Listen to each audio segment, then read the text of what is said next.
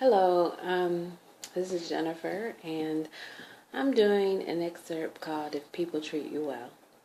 Um, Here's what I know, and I found out a lot about um, people in relationships. I've been through good ones, I've been through bad ones.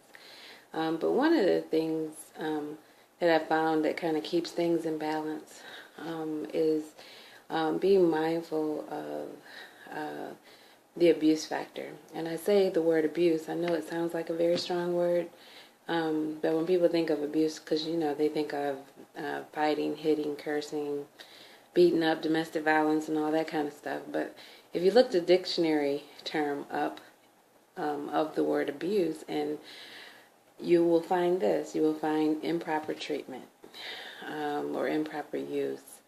And so having known that, one of the things I say about if people treat you well, they will honor you, they'll protect you, they'll guide you, and they'll strengthen you. And so the word honor, I love that word because it carries with it a certain regalness, a certain level of consideration, a certain level of, you deserve this. If people protect you, they want you to be safe.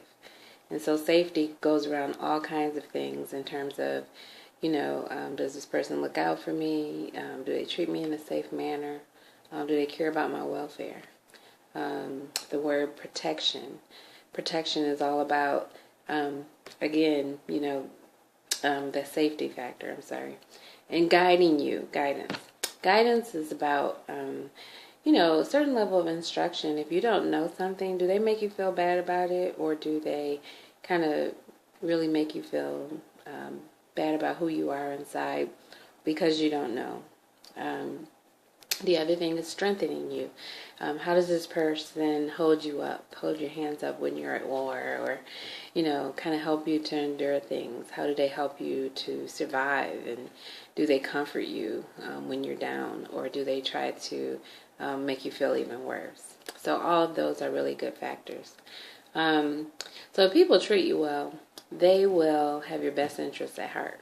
And I guess that's what I really want to emphasize in this whole video on self-care, to notice how people treat you. Notice if they have your best interests at heart. And if they truly do, you will see the trail of good stuff to be able to tell what's the evidence of that. And usually there's a lot of good evidence to kind of show you that yes, they do treat me well, and here's the evidence of what I have to prove that. And so here's what I want you to think about for just an exercise. I want you to think about 5 people who treat you well in life, and I want you to ask yourself, what is it you admire about how they treat you? And not just that they're kind or they're sweet or they're special, or they treat you special.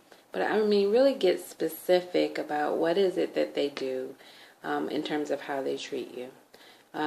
Is it something exceptional, something that you've probably never noticed before, something that you think is really cool about them as an individual, and something that you've never really experienced before? I mean, tell a little story, take a piece of paper out and journal about it. In what ways also do you give them permission to treat you well? So what we have to notice is if we have boundaries and we set limits and set expectations in our lives for how people are to treat us, we teach them how we want to be treated. Okay? And so I want you to really think about, in what ways do you give them permission to treat you well? That's number 2. And then I want you to think about people who do not treat you well. That's number 3. What ways are they just inconsiderate? They're not very kind. They're thoughtless. When you're sick, do they treat you well? That kind of stuff. And then I want you to ask yourself again, and how much rope are you giving them to treat you badly? When you lose your voice, you actually set up a situation sometimes where you fail to speak up. And so people don't know how to treat you because you don't communicate back to them, what your expectations are. When you don't set a boundary, you set the stage for a certain level of treatment.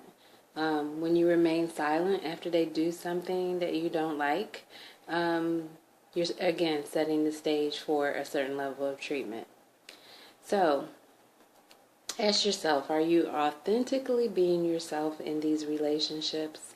Or are you required to be someone who you don't like very much, or someone who you aren't very familiar with? Because if you are, you may be in a relationship that's not treating you very kindly and helping you out with your self-care. So I just wanted to say that today about self-care. I'm going to be doing a series of self-care videos and working also on an e-course, and this may be one of them. So I really want you to give me a thumbs up or to say if this helped you, and if so, how it did, because this is my test run. It's going to be much better than this in the actual e-course, but I just wanted to kind of put it out there to get some feedback. So thank you very much just for considering that. I appreciate you. Peace.